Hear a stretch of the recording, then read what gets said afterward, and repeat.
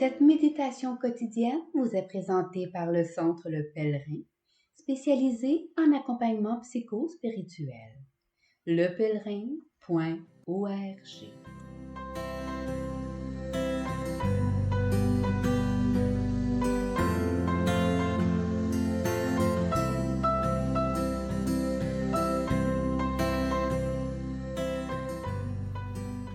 Évangile du lundi 24 avril.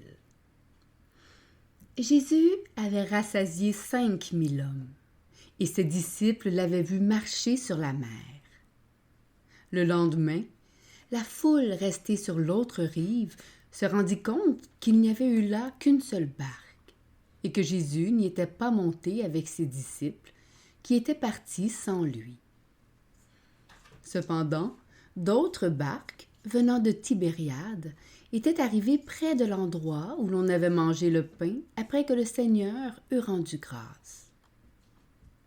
Quand la foule vit que Jésus n'était pas là, ni ses disciples, les gens montèrent dans les barques et se dirigèrent vers Capharnaüm à la recherche de Jésus. L'ayant trouvé sur l'autre rive, ils lui dirent : « Rabbi, quand es-tu arrivé ici ?» Jésus leur répondit : « Amen, amen, je vous le dis. Vous me cherchez, non parce que vous avez vu des signes, mais parce que vous avez mangé de ces pains et que vous avez été rassasiés.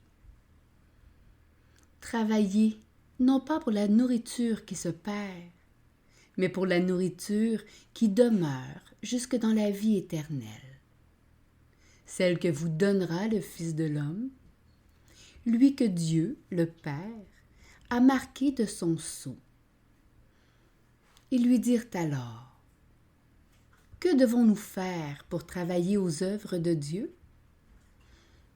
Jésus leur répondit : « L'œuvre de Dieu, c'est que vous croyiez en celui qui l'a envoyé. »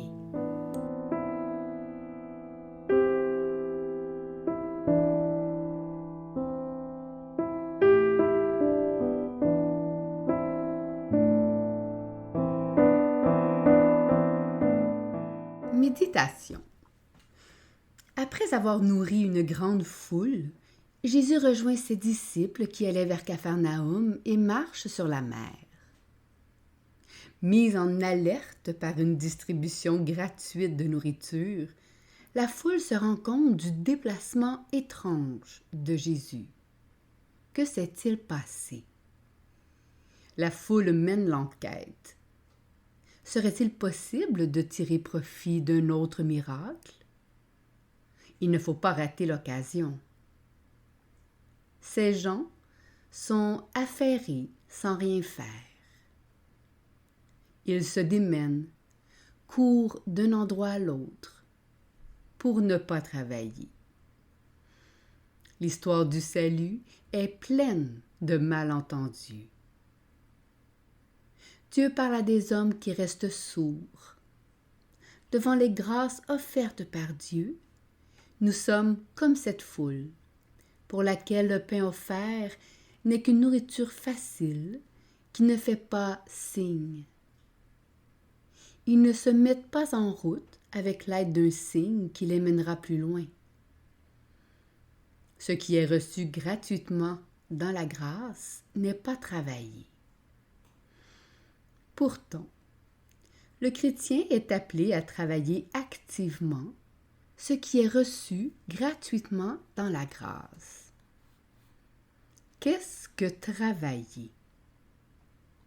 Travailler est indispensable pour gagner l'argent nécessaire à notre subsistance.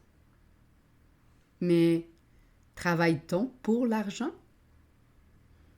Si tel était le cas, pour beaucoup, l'argent serait plutôt une raison de ne pas travailler. En regardant leurs feuilles de paie, les gens savent qu'ils travaillent pour des raisons plus grandes que l'argent. Qu'est-ce que travailler, sinon offrir ses forces, son temps, ses muscles pour obtenir un résultat qui sera donné aux autres?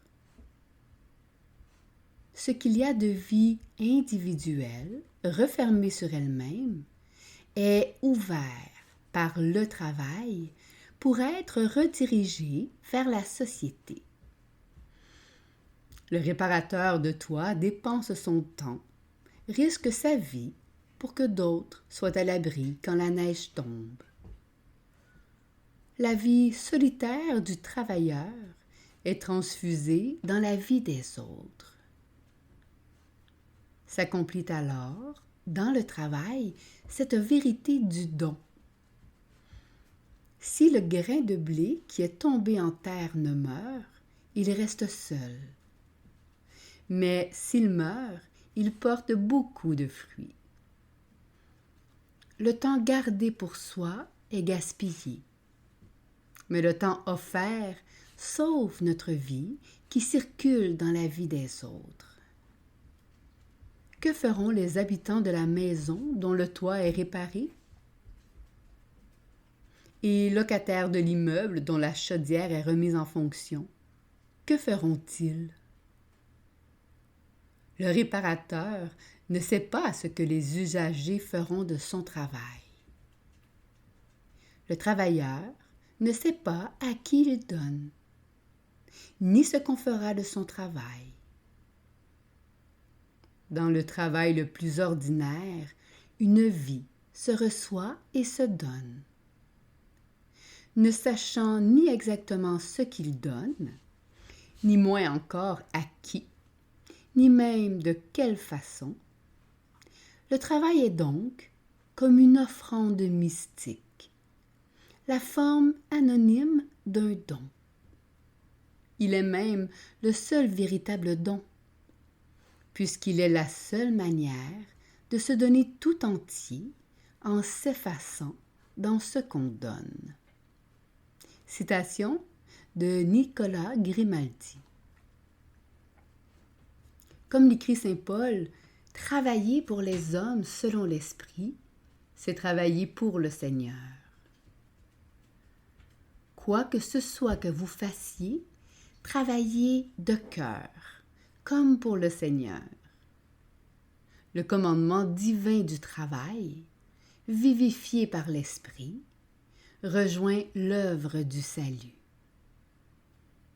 Beaucoup de travailleurs réquisitionnés par le travail, comme Simon de Cyrène qui revenait des champs, ignorent qu'ils aident Jésus à porter la croix qui sauve le monde. Dans la foi, celui qui travaille pour la nourriture qui passe dans le corps et se brûle en une journée, sait qu'il travaille également pour la nourriture qui demeure jusque dans la vie éternelle. Jésus n'oppose pas le travail à la grâce, mais il invite la foule à se mettre au travail pour faire fructifier la grâce. Après ne pas avoir compris Jésus qui donnait le pain, la foule imagine faussement qu'elle produira l'œuvre de Dieu par ses propres efforts. Que devons-nous faire pour travailler aux œuvres de Dieu? C'est encore une manière de passer à côté du don. Jésus rectifie ce que dit la foule, car l'œuvre de Dieu consiste à recevoir dans la foi celui qui est envoyé. L'œuvre de Dieu, c'est que vous croyez en celui qui l'a envoyé. Dans l'oraison, le chrétien reçoit la nourriture de vie éternelle donnée par le Fils de l'homme. En méditant dans le silence, il accueille l'œuvre de Dieu et celui qui l'a envoyé. Prier, est-ce ennuyeux? Méditer, est-ce monotone? Comme la foule, on peut choisir de s'affairer sans rien faire. On peut choisir de courir ici ou là sans travailler notre cœur. On peut tourner longtemps autour d'un moi rétrécit dans l'égoïsme.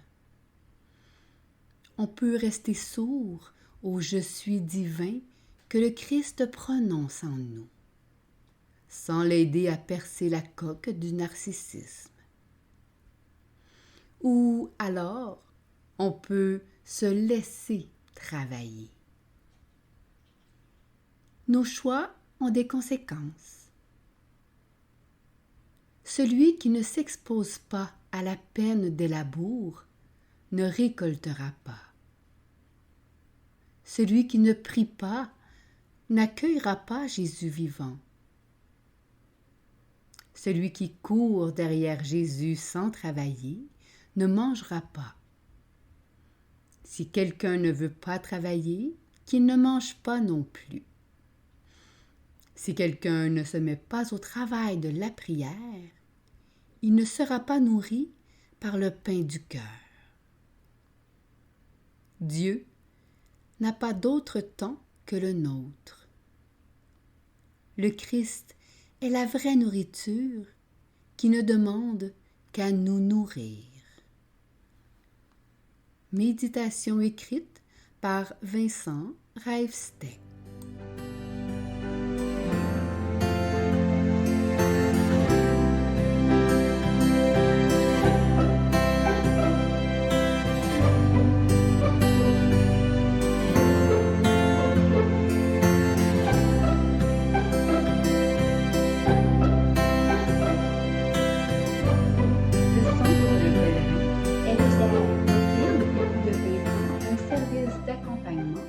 Ainsi qu'un certificat universitaire en accompagnement spirituel. Tous nos services sont offerts en ligne. Nous sommes situés à Montréal, au pied de l'Oratoire Saint-Joseph. Le pèlerin, le savoir intérieur qui transforme la vie. lepèlerin.org. Page Facebook, Centre Le Pèlerin.